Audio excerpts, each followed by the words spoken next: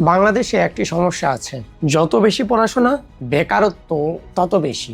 আর যদি আপনি ভাবেন যে আপনি ব্যবসা করবেন, তাহলে আপনার সামনে হাজার হাজার নতুন নতুন বাধা। প্রতি বছর লক্ষ লক্ষ তরুণ তরুণী চাকরির বাজারে প্রবেশ করতে যাচ্ছে, কিন্তু বাস্তবতা হচ্ছে তারা যত বেশি শিক্ষিত তাদের চাকরি পাবার হার তত কম।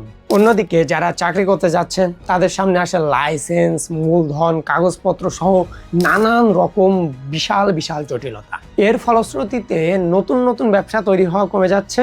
ফলে যদি ব্যবসা না তৈরি হয় তাহলে চাকরি দেবে কারা? চাকরি নেই কারণ ব্যবসা বাড়ছে না, আর ব্যবসা নেই কারণ পরিবেশ খুবই জটিল। আর এর মূল্য দিচ্ছে কারা জানেন? আমার আপনার মতো তরুণেরা। বাংলাদেশের চ্যালেঞ্জ কিন্তু শুধুমাত্র বেকারত্ব নয়, চ্যালেঞ্জ হচ্ছে শিক্ষা, তারপরে ব্যবসা এবং চাকরি।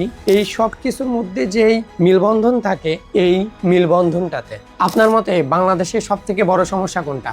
চাকরি নাকি ব্যবসা তৈরি না হওয়ার পরিবেশ? কমেন্ট করে জানাবেন।